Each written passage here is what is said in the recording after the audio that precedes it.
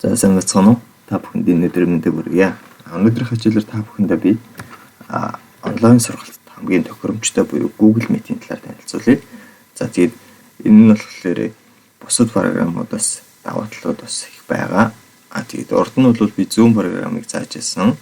Zoom програм болохоор өнгөө хөлбөр дээр 40 минут гэж заагдсан гэх мэтчлэн ерөөс дутагдaltaй талууд гарч ирж байгаа учраас Google Meet-ийг сонгон та бүхэнд зориулан бэлдэж байна. За хэдүүлээ Google Meet-ийг яаж нэг талаар авч үзье. Эхлээд та Gmail хаягаараа нэвтэрч орсон байх ёстой. Баруун дэд болон барилах 9 цэгийн дээр дарж аваад Meet гэдэг энэ сонголтыг сонгох ёстой.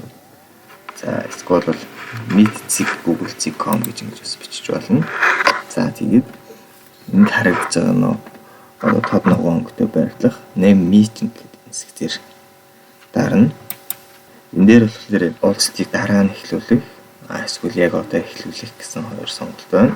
Доотлол нь болохоор төлөвлөгөөт буюу та магадгүй 7 хоногийн ажлын өдрүүдэд төлөвлөж байгаа бол тэр өдрүүдэд гэдэг schedule буюу төлөвлөгөөт календараа энэ дээр үүсгэж болно. За яг одоо хэдүүлээ үүсгэж байгаа учраас start instant гэдэг нэг дарчаа. За ингээд шууд нэгдээ гараад ирнэ. За энэ дээрээ дарж дуугаа нээж, энэ дээрээ дарж камера нэх боломжтой. За тэгвэл энийг нээж чухал нэг мэдэх ёстой зүйл нь та хэрвээ хөтлөгч нь Mozilla буюу Firefox бол нэгдэж яхад микрофоныг нээх үү гэсэн сонголтыг гарч ирнэ. Энэ дээр allow гэж дарна. Камерыг нээх үү гэдэг дээр энэ дээр allow гэж дарна. За Google Chrome дээр бол хоёулаа зэрэг ингэж гарч ирдэг. Гэхдээ заримдаа тусдаа гарч ирэх магадлал байдаг шүү. За энэ дээр allow гэдэг цонхыг дарснаар таны камер болон дуунууд ингэж идэвхжиж ажиллахад бэлэн болж байна гэсэн. Join now гэдэг хичээлээ эхлүүлье. За тэгээд яг эхлэхэд хамгийн түрүүнд харагдаж байгаа зүйл нь бол энэ одоо зохион байгуулж байгаа хичээлийн линк нь гэж гарч ирж байгаа. За энийг энэ дээр нь дараа туулаад авчиж байгаа. За энэ хуулагдлаа гэж гарч ирж байгаа. Хэдүүлээ энийг хичээлдээ хамрагдаж байгаа сурагч нар руугаа явуулъя гэж бодъё л да. За ихэвчлэн бид нэр Facebook-ийн орчинд хичээлээ зохион байгуулж байгаа учраас групп дээр линкээ постлаа. За тэгвэл линк маань кавастагдаад ингээд болчихж байгаа юм.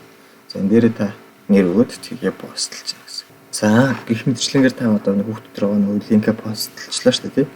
Тэгээ бас эндээс гадна Edge People гэдэг энэ дээрээс одоо Gmail-ийн байнгын харилцаатай мэйл хаягийг сонгоод шинэ. За ингээд ерөөхдөө хичээл маань бэлэн боллоо. Би нэг сурагчрын мэдээлэл явуулсан байгаа шүү дээ. За хин нэг над руу линкийг аваад линкэн дээр дарвал сурагчид ингэж харагдана гэсэн. За asking to join meeting гэдэг ингэж харагдана. За тэгээд сурагчид орж ирэхдээ энэ дээр нэрээ бичих боломжтой. Тэгээд энэ дээр камера хаах уу, нээх үү, тэгээд бас энэ дээр дуугаа хаах уу гэсэн сонголттой орж ирдэг байгаа шүү. Сурагчийн хувьд нээж хөлөө өгч байгаа. За тэгээд admit хийх хэрэгтэй байдаг гэсэн шүү дээ. За тэгмэд энд бас нэг виртуал үүсгээд өөрлөгөө admit хийлгэж байна. За admit хий. За тэгэхээр энэ дээр одоо ингээ хоёр хүн болоод нэмэгдээд ороод ирчлээ. За ингээд энэ дээр дараад гээд өөр хүмүүс рүү ингээ мэйлээр явуулах боломж байгаа. Мөн бас meeting details гэж энэ дээр дараад линкээ бас копидж аваад бас хүмүүс рүү явуулах боломжтой. Хэрвээ та хичээл сургалтаа дуусгах ч бол энэ дээр дарна. Хүмүүстэй чатаар холбогдохоор бол энэ дээр бас чат хийчих болдог байгаа. Энэ дээр дарж аваад тий. Тэгээд нийт орж ирсэн хүмүүсээ харахаар бол энэ дээр дарна. Зарим нэг сурагчид нөгөө нэг микээ хаахгүйгээс болоод хичээл өмнөх тохиолдлууд зөндөө. Тийм учраас энэ дээр нь дараад микийг хаачдаг байгаа шүү. За тэгээд хэрвээ энэ таны хичээл байх ёсгүй ороод ирсэн байх юм бол энэ дээр нь дараад устгаж болно. Тэр үнийг хасаж болно гэсэн үг. За тэгээд одоо бид нөгөө нэг презентац үзүүлэх ёстой шүү дээ тий. Баруун доод болон доо ажиллах present now гэд энэ дээр дараад энэ болохоор дэлгэцээ та бүгдийн дэлгэцээ өгч ийн гэсэн үг. Энэ бол хэсэг цонхоо энэ дэлгэцээ ямар нэгэн хэсгийг хэсэгчилж үзүүлэх гэж байгаад энийг сонгодог. За та энэ хоёрын аль нэгийг сонгож болно. За тэгвэл би энэ дээдлийн сонгоч.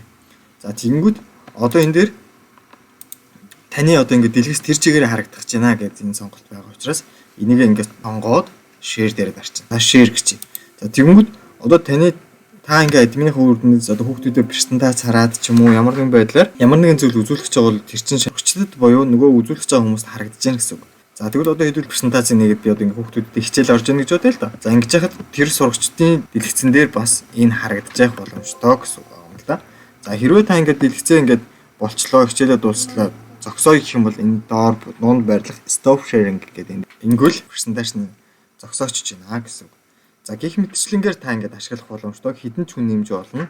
Тэ? Хідэн ч цагаар ер нь ашиглах болно. Хэрвээ та миний хичээл танд ойлгомжтой байсан эсвэл асуух зүйл байвал комент бичиж асуугаарай. Бас хэрвээ үнэхээр боломжийн санагдвал бас өөр олон багш нарт өөр олон хүмүүст бас түгээж өгөөрэй.